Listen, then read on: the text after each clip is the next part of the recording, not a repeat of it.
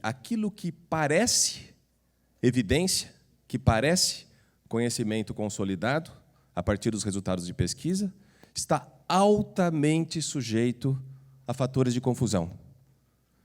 Então, se esses dados forem interpretados de forma ingênua, isso pode ser catastrófico, porque é um conhecimento, ou pseudo-conhecimento, distorcido, a partir de algo que não reflete a realidade. Então, o tempo inteiro, e isso acontece não só na psiquiatria, mas eu acho que nas aplicações de neuroimagem de forma geral, mesmo que você consiga replicar o conhecimento, confirmar aquela informação como próxima da realidade, como próxima da verdade, os saltos interpretativos que você precisa dar para tirar conclusões mais amplas a partir daquele fenômeno que está sendo usado, quase que invariavelmente são saltos interpretativos longos e que, evidentemente, estão sujeitos a erro e dificuldades de comprovação.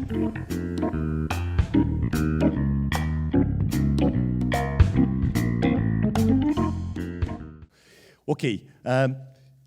Uma primeira, eu preciso de alguns minutos rapidamente introdutórios, que eu vou precisar disso aqui o tempo inteiro depois do restante da minha apresentação.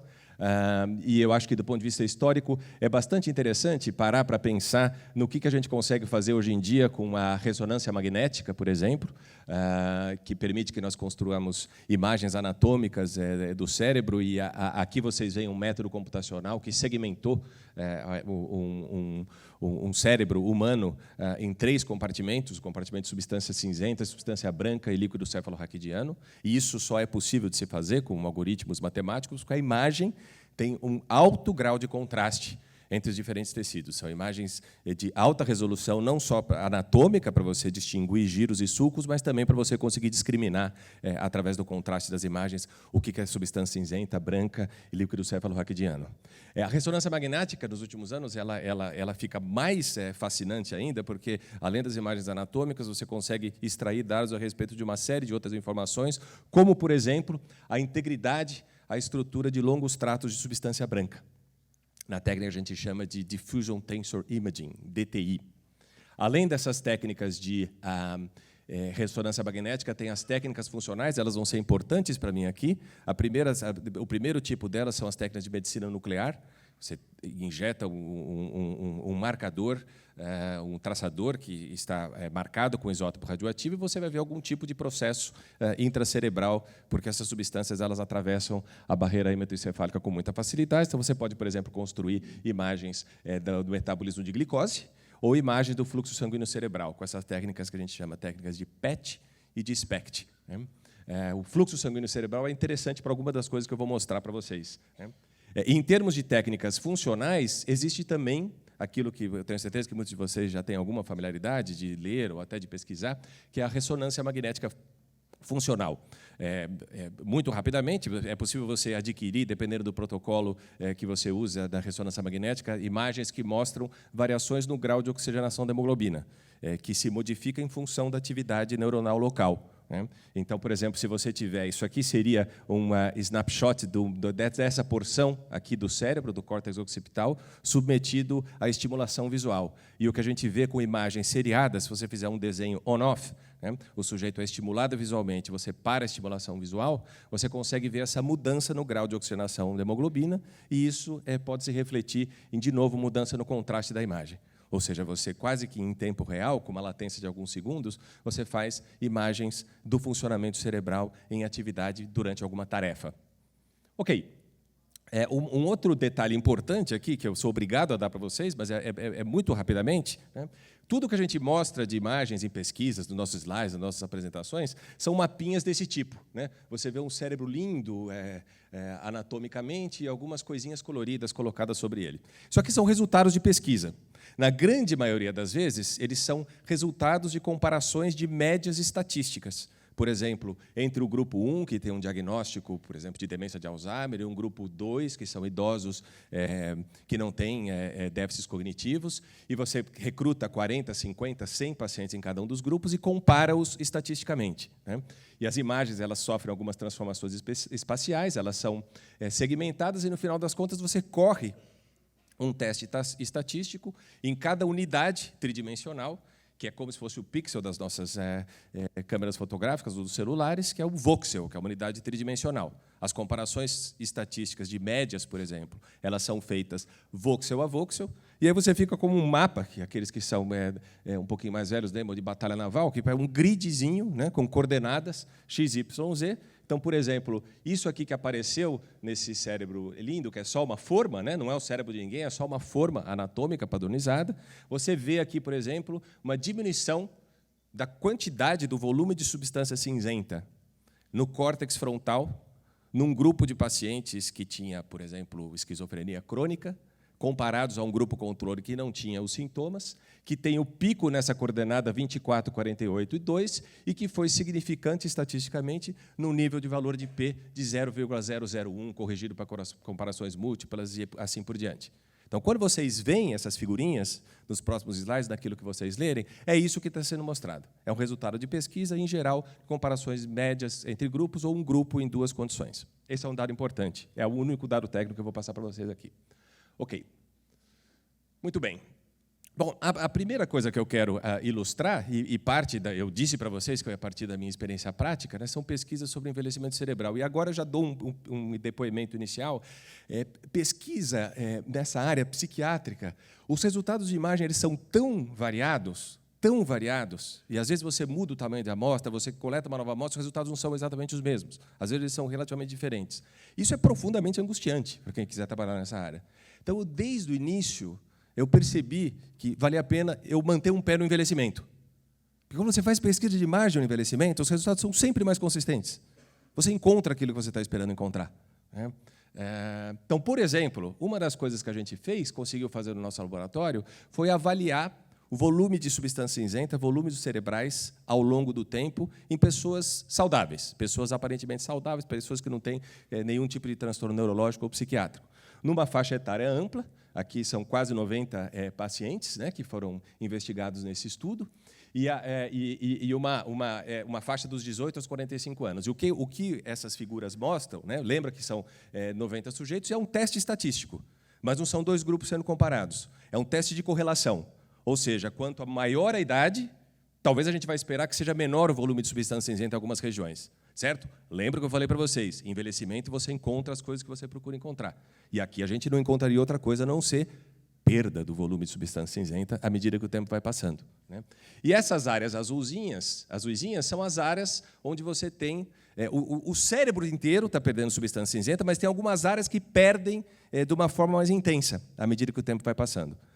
E essas áreas são áreas neocorticais, são áreas filogeneticamente mais recentes. O córtex pré-frontal é o córtex onde você tem mais perda de volume.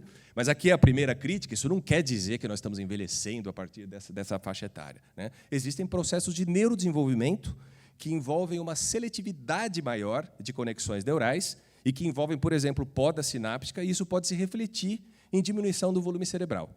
E a partir dos 30, 35, 40 anos, aí você pode começar já a verificar algumas mudanças que seriam, digamos assim, mais neurodegenerativas. De qualquer forma, seja por esses aspectos de neurodesenvolvimento ou por aspectos de perda de tecido cerebral, isso acontece mais nessas áreas neocorticais.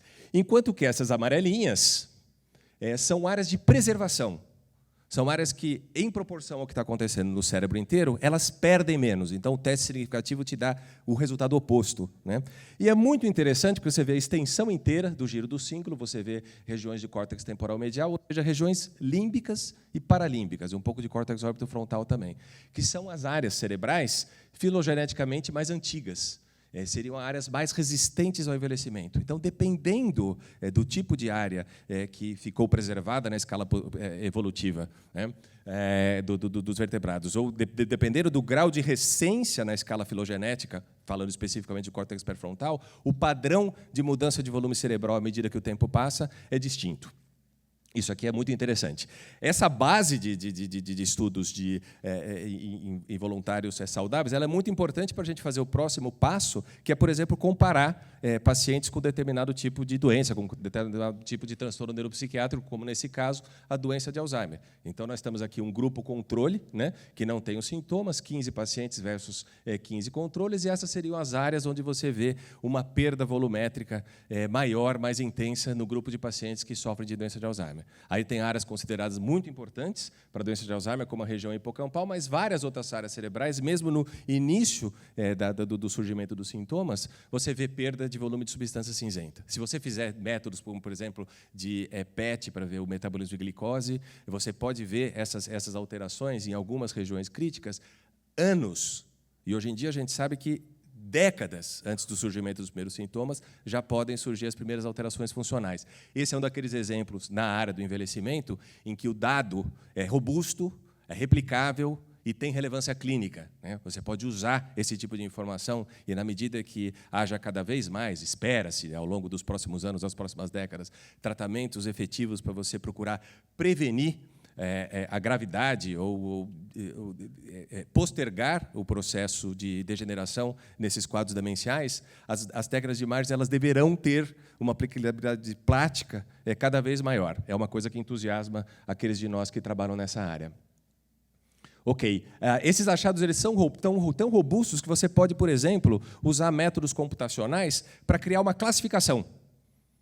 Fazer um treinamento com técnicas que a gente chama técnicas de machine learning, né, em que você ensina o seu sistema computacional o que é o padrão da doença de Alzheimer e o que é o padrão sem sintomas. E aí, se você tiver casos novos, pacientes novos com suspeita, você pode ver em que ponto desse grid eles vão se classificar. Né? De novo, com uma possibilidade de aplicação prática. Né? E esse é um exemplo de sujeitos submetidos a uma classificação desse tipo, né? De acordo com os seus scores cognitivos. Aqui a gente vê os pacientes com demência todos perto do grid, aqui seria o máximo do padrão de imagem característico de demência de Alzheimer, e aqui o máximo do padrão característico do indivíduo assintomático. E a gente vê uma completa diferenciação entre aqueles que têm o diagnóstico clínico de doença de Alzheimer provável e os voluntários saudáveis. Né? Eu quis trazer um outro exemplo aqui desse mesmo tipo de classificação, e aí já dando uma mudada meio repentina de assunto, né? Mas eu estava preparando o terreno para isso. Isso aqui é um classificador automático desse tipo, né? E o que esse classificador tem de interessante é um treinamento com muitas imagens de substância cinzenta de acordo com a idade. Então, isso, dependendo da acurácia do seu classificador, do sistema, do software que você usa e do número de imagens íntegras que você alimentar, você pode permitir que depois, diante de um caso novo, você consiga classificar qual seria a idade estimada, com base no padrão cerebral, e ver o quanto que essa idade está próxima da idade cronológica de fato do sujeito. Né? E é muito interessante que pessoas como qualquer um de nós dessas salas, e isso funciona tão bem com o envelhecimento, que se você colocar pessoas que você sabe a idade cronológica, a estimativa vai ser uma reta desse tipo, ou seja, a idade cerebral estimada pelo classificador se aproxima muito da idade cronológica. O que acontece se você pegar um grupo de meditadores, pessoas que fazem meditação de longa duração? É muito interessante, porque isso acabou de sair, acabou de ser publicado, numa revista que publica muitas pesquisas clínicas de imagem cerebral. E tem gente que está usando esses métodos, então, para fazer essas coisas também igualmente interessantes. Você vê que a reta continua aqui, mas houve um deslocamento para cima. O que esse deslocamento indica?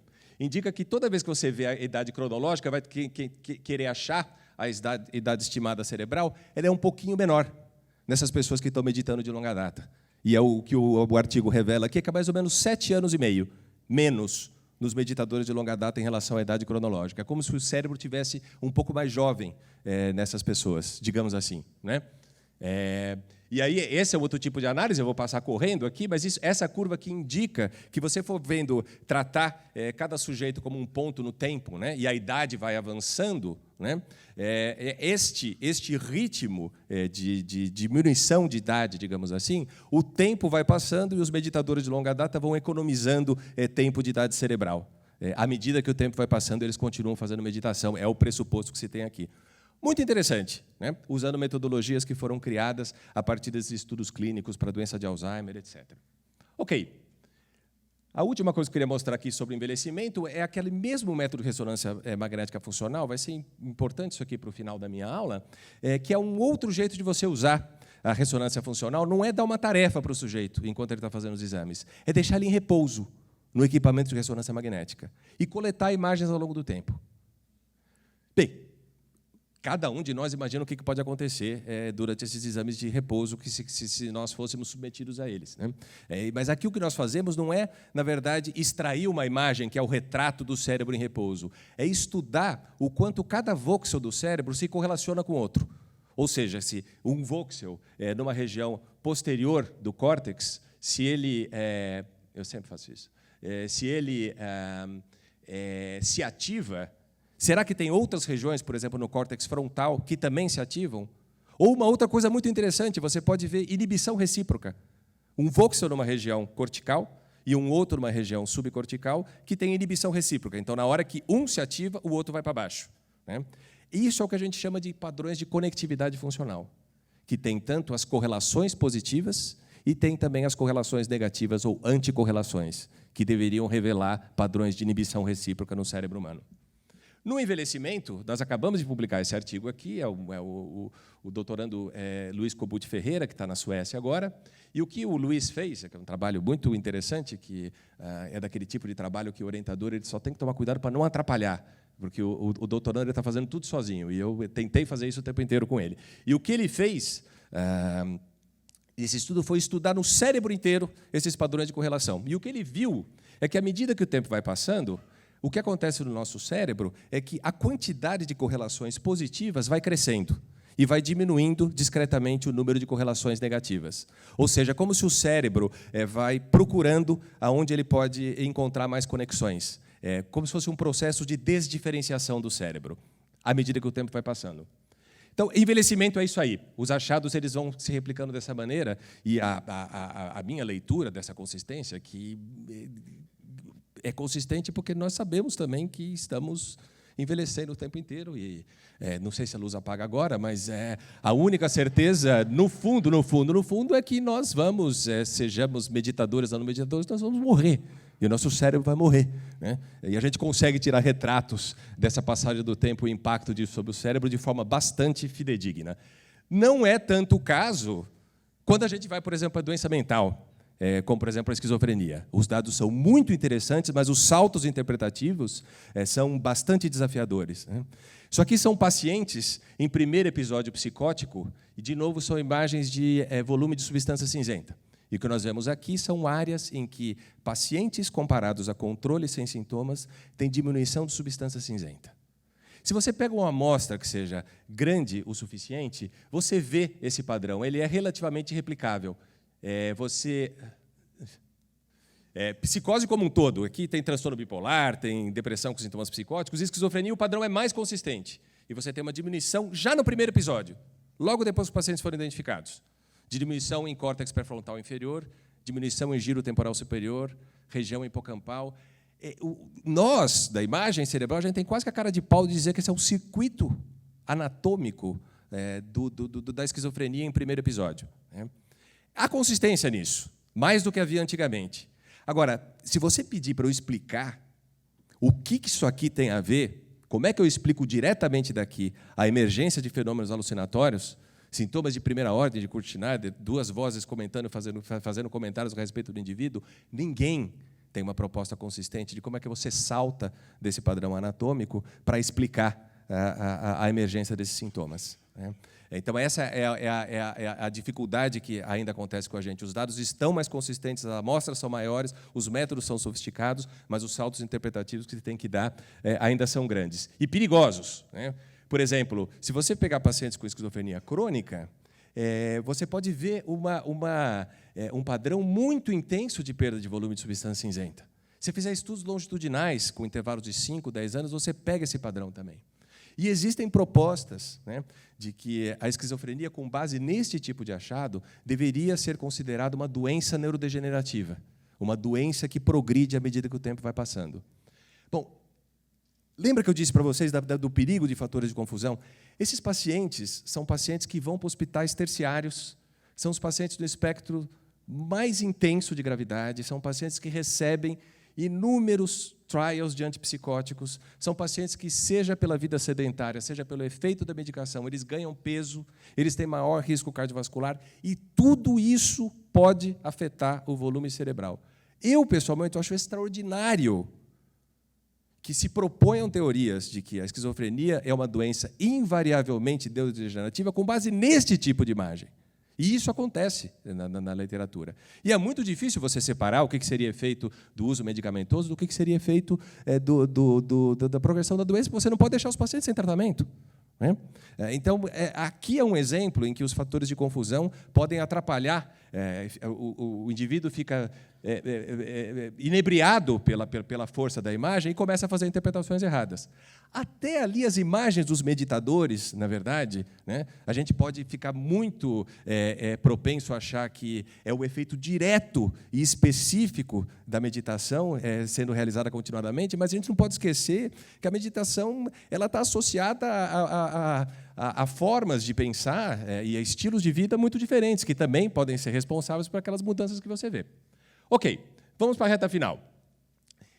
Eu não poderia, assim, quando eu for fazer uma apresentação mais genérica, alguém vai me perguntar sobre consciência, e seria absurdo eu não falar alguns minutinhos sobre isso aqui, né? Ainda que nós não tenhamos no nosso laboratório estudos a esse respeito. Então, aqui sou eu interpretando um pouco a literatura, usando uma visão de alguns pesquisadores nessa área, que tem até uma origem que eu chamaria de um pouco de materialista. O Christoph Koch ele trabalhou com o Francis Crick, na reta final, antes dele falecer, que o Francis Crick ficou muito impressionado com essas questões de consciência e a busca de correlatos neurais, né? Isso aqui, evidentemente, é extremamente complexo, você pode olhar isso de diferentes maneiras, né? A gente pode pensar, por exemplo, na capacidade de perceber, ter consciência de um estímulo, quais seriam os substratos cerebrais disso, né? Os substratos cerebrais minimamente necessários para a consciência e assim por diante, né?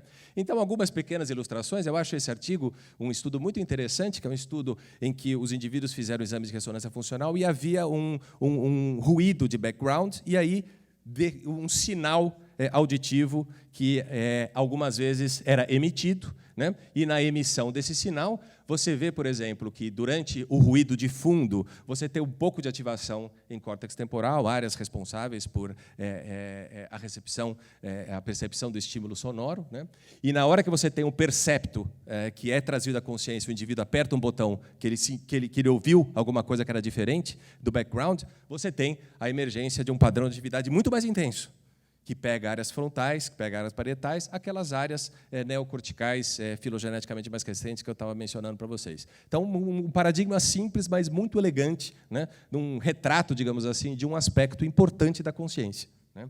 Um outro aspecto muito importante, que aí você precisa usar essas técnicas de PET, de fluxo sanguíneo cerebral, se você pegar medicações que ajudam em anestesia, como essa medicação aqui, né, ela é muito interessante porque você faz infusão contínua e você pode dar uma cutucada no indivíduo, ele dá uma acordada, depois ele dorme de novo.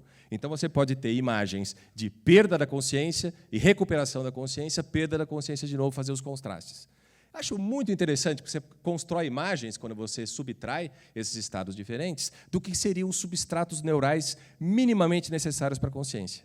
E o que você vê é símbolo anterior, é tálamo, é regiões límbicas, ou seja, aquelas regiões filogeneticamente mais antigas que eu mostrei num dos primeiros slides da apresentação.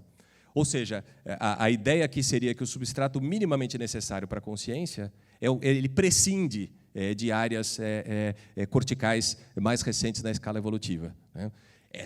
Eu fico muito satisfeito de ver isso, a imagem fornecendo num paradigma sofisticado como essa informação. Não sei exatamente tudo que a gente pode fazer com ela, né? Tem alguns pesquisadores que olham essas imagens e falam, bom, essas regiões elas estão presentes nos mamíferos, quer dizer, nós temos aqui um substrato para mostrar que os animais têm o mesmo nível tem um substrato minimamente necessário para a consciência. Então, temos uma demonstração empírica muito interessante aqui, né? E aí realmente fica tudo aberto para interpretações, né? E aí, na sequência, você pensar, bom, já a gente sabe o substrato para percepção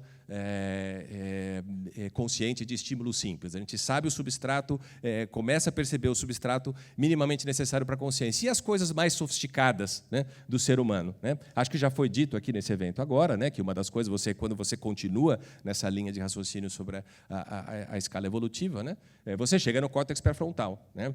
E essas atividades mais sofisticadas da consciência, o pensamento reflexivo, seriam, digamos assim, exclusivamente humanas. semanas. Bem, eu não consigo comprar muito essa explicação. Quando eu penso, por exemplo, a minha esposa está sentada ali, a gente tem um sítio em Santo Antônio do Pinhal e tem vários cachorros, inclusive alguns border collies, né? E quando a gente vai embora, quando a gente começa a arrumar a mala, um deles, o chefe da matilha, ele começa a sair de lado e ele se encosta perto da porta e ele não olha na nossa cara. Ele fica se desviando do lado, como se estivesse ignorando a gente. Então, ele deve... Aqui está o rato, aqui está o macaco, ele está mais ou menos por aqui, isso aqui, tudo exclusivamente humano. Não sei, não sei. Tenho uma certa dúvida em relação a isso. Acho que nós precisamos aprender muito mais coisa. Esse é o último slide, né? O que eu quis trazer aqui é que, talvez, se vocês me apertarem na parede e dizer assim, a coisa mais sofisticada próxima da consciência humana que você consegue retratar como substratos neurais, né? O que é, Geraldo? Qual que você diria que é o retrato mais fidedigno hoje? Eu diria que é esta rede de conectividade, que é o que a gente chama de rede de modo padrão, que é a rede que consome mais atividade neural durante aqueles exames de ressonância magnética funcional de repouso. Ela necessita, fundamentalmente, de áreas corticais posteriores, do córtex, do cíngulo posterior e do córtex parietal, do neocórtex parietal, e porções mediais do córtex frontal. Tem uma série de estudos, né, procurando relacionar essa atividade mental espontânea que traz à tona essa rede neural de células interconectadas, né, de forma muito consistente, como correlato de todas essas coisas que acontecem conosco, que podem acontecer de grau variado entre nós, quando nós estamos ali naquele tubo da ressonância magnética, esperando o tempo passar. Eu acho que nós vamos ter pesquisas ainda muito interessantes dentro dessa linha, né? Mas eu acredito que, não sei durante quanto tempo, mas eu acredito que durante muito tempo nós vamos continuar enfrentando esse dilema de gerar conhecimento muito interessante, fascinante, mas, ao mesmo tempo, ter bastante espírito crítico e tomar cuidado com as interpretações que sejam errôneas e enviesadas, dependendo daquilo que nós pensamos, da nossa visão de mundo. Bom, esse aqui é o site do nosso laboratório, quem estiver curioso de dar uma olhada. É um dos laboratórios de investigação médica aqui no Hospital das Clínicas, o nosso é o LIM 21. E vocês podem ter uma ideia um pouco de como é que a gente funciona enquanto laboratório de pesquisa e quais são as pesquisas em andamento neste momento. Obrigado pela atenção. Eu sou um dualista, mas talvez um dualista romântico. Eu não sou filósofo, não sei a terminologia correta, mas eu acho que a gente ainda é muito primitivo para tentar explicar coisas complexas.